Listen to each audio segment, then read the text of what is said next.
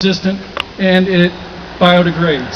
So it's pretty cool. You can make hemp composite shingles for your roofs. You can make curtains and upholstery out of hemp fiber, very durable. Hemp carpet, it's very durable fiber for carpet. You can paint your house with hemp. Hemp seed oil, they've been doing that for hundreds of years. Hemp seed oil is excellent for paints. And you can heat your house with hemp. You take the hemp herds, you compress them into fuel pellets or logs, throw them in your wood-burning stoves up here. You can also make diesel fuel out of the hemp seed oil, so you could power your furnace in your basement. So you can fuel your house. Americans want the freedom to reduce our dependency on foreign oil and domestic coal, or any kind of coal. As I mentioned, you can make fuel pellets and diesel out of hemp seed oil. You can also use that diesel in your cars, tractors, trucks, any machine that needs diesel. You can also make ethanol out of the stalks. The stalks have a lot of cellulose that you can turn into ethanol and use for gasoline. And it's much more efficient than corn-based ethanol. You can also do biomass and make energy. It felt so good. Hemp grows thousands of pounds of biomass per acre. You can turn that into energy also. So you can do all these things for energy. Nice. You can actually make a car out of hemp and drive it on hemp. Automobile makers right now are using hemp fiber for composites, for the insulation and door panels on cars. Car makers want to be more environmentally friendly. Hemp is an excellent crop for this because hemp grows so long, the fiber runs the entire length of the stalk. So the tensile strength of this fiber is very, very strong, and it makes excellent composite materials. And it's biodegradable. It's awesome. Hemp bioplastics can be used for throwaway products like plastic bags, cups, and containers. You use them, throw them away, they decompose and go back into the environment. Companies want the freedom to make a profit selling products that people want. Hemp foods, hemp seed foods, the sales are going up 20-30% a year, even though we're in a worldwide recession. There's very few products or industries where the growth is going up when everybody else is going down. Companies want this. People want the freedom to buy healthy hemp foods. Hemp is high in essential fatty acids, high in protein, high in fiber, but it won't get you high. They've taken the THC out of the plant, so you cannot fail a drug test if you eat hemp foods. Hemp is also high in omega-3s and omega-6 fatty acids. You hear a lot on TV saying eat salmon, eat fish to get your omega-3s. You don't have to do that, just eat hemp. It's very, very healthy. There are a lot of products coming out now. There's a lot of different hemp seed food products, and I eat them all the time. They've got hemp cereal, hemp oatmeal. They've got hemp protein powder. You can make a smoothie out of it. It's really good. Hemp milk, vanilla hemp milk, chocolate, plain. It's rich, it's thick, it's awesome. I love my hemp milk. Hemp ice cream, non-dairy ice cream. You gotta love that. And hemp seeds are hard on the outside. They've come up with a way to de-hull the hemp seed and take the hard shell off, and all you're left with is the hemp nut, the real soft, wonderful part. That sounds delicious. Sprinkle that on your salads, put it in yogurt, just use it for a snack. It's awesome. Hemp flour, you can put it in your pancakes, your brownies, any baking needs. Hemp flour is also awesome. And then you got hemp power bars, a little protein on the go. Hemp power bar. And then, of course, you got the hemp seed oil, good old hemp seed oil. Use it for salad dressings, capsule form, or take a couple tablespoons a day for your essential fatty acids. Burgers are cooking. One of the best things about hemp seed foods is there's no documented allergies to hemp foods.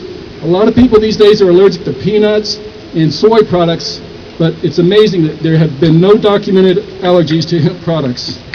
Hemp food's great. Hemp body products is awesome too, because hemp seed oil soaks into your skin, it replenishes it, nourishes it, makes it soft. They have all sorts of hemp body care products: soap, lotion, shampoo, shaving cream. Dr. Bronner's, I'm sure a lot of people out there know about Dr. Bronner's soap. They use hemp seed oil in their soap. They've been using it for years. They're a big supporter of the hemp industry. So if you see Dr. Bronner's soap out there, buy it, and you're helping the hemp industry. Hemp salves are very good for scrapes, scratches, burns. You put that on, insect bites. It's awesome. Americans want the freedom to reduce the damage done by growing cotton.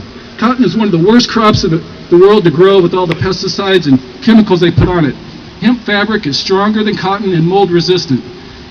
And there are new processing methods to make very soft hemp fiber. This is hemp, and it's nice and soft, not like the old scratchy hemp. Hanes Underwear is doing research and development right now to come out with underwear with hemp fiber. So looking forward to that. Americans want the freedom to buy tree-free paper. We want to stop deforestation. Hemp paper is great for this. You can recycle hemp paper several times because the fiber length is so strong. And you don't have to use the same chemicals that you do for wood paper. There's a worldwide fiber shortage, and hemp can help alleviate that. Manufacturers want the freedom to buy lower-priced domestically grown hemp. There's new hemp products being developed all the time.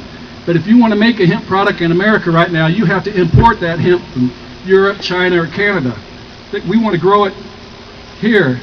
Consumers are demanding more green products and more made-in-the-USA products. Hemp is the ultimate homegrown green resource. Communities want the freedom to grow, manufacture, and profit from selling locally grown hemp. There's a multiplier effect. If you can grow a crop, make a product, and sell it in the same general area, that money keeps getting spent over and over again in that area. We don't want to send our money overseas. We don't want to send our money across the country. We want to keep it here, and hemp can help create self-sustainable areas where you can grow your own food, fuel, shelter, and clothing. So that doesn't suck. Colleges and universities want the freedom to grow hemp for research. We've had 70 years of prohibition, 70 years of reefer madness, and 70 years of no research on hemp. Things like breeding, genetics to improve the yield and fiber quality. We have a lot of work to do in that area. We need to develop new processing machinery to harvest and process hemp. That's all been at a standstill. So universities want to grow hemp so they can research it so we can get this industry back going. How can I help? How can you help out there? Buy hemp products. That's the best thing I can say right now. Go hemp. Go out of your way to look for hemp products. Hemp is in a lot of everyday products right now, so you don't have to look for the pot leaf or anything like that, because people are Patagonia is using it. A lot of mainstream companies are using hemp. Go to your grocery store. Go to your health food store. Look for hemp foods. Ask for it. Ask them. Say, where's my hemp? Go to the internet. Google hemp. You'll find thousands of companies that are making high-quality products out of hemp. Now, right now, these hemp products may be a little bit more expensive than similar products. But the reason they're more expensive is we have to import all the raw materials. And we're growing at such small levels, the economies of scale. When you consider they're growing millions and millions of acres of wheat, cotton, corn, and soy, millions of acres, but only thousands of acres of hemp worldwide, the price is going to be a lot higher per unit because the economies of scale haven't kicked in. But one of these days, when we're growing millions of acres of hemp in America, the price will come down, there'll be a lot more products, and everybody will benefit. Several states are fighting for the freedom to grow hemp. There's 15 state bills have passed legalizing some type of hemp growing or research, including Vermont and Maine, whichever way they are. There's a New Hampshire hemp bill Derek Owen has sponsored, HB 399. Call your state rep, tell them you want to support that industrial hemp bill. There's also a federal hemp bill, 1866. Tell your federal rep to support 1866, the federal hemp bill.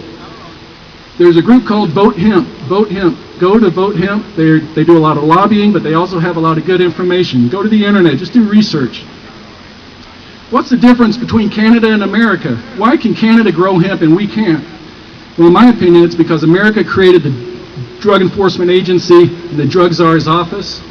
They have spent billions and billions of taxpayer dollars propagating reefer madness, arresting nonviolent people, and denying medicine to sick people. So this bureaucracy prevents us from legalizing hemp.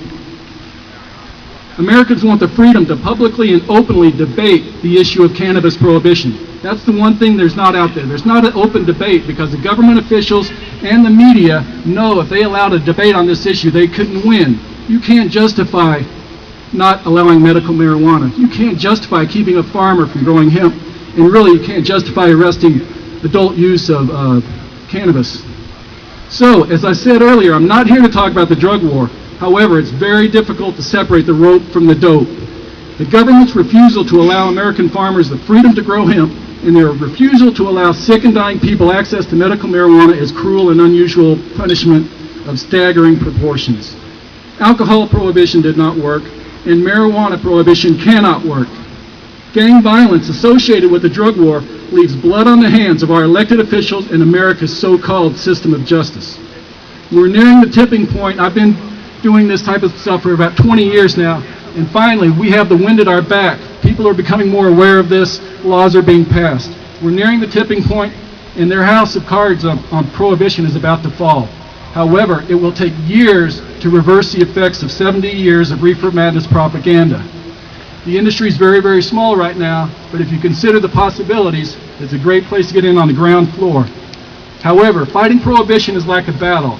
The first ones over the hill are many times the first casualties. However, they set the stage for subsequent waves of freedom fighters to take up the cause and strive to once again truly make America the land of the free. Keep up the fight and peace. Thank you. Yeah! Woo!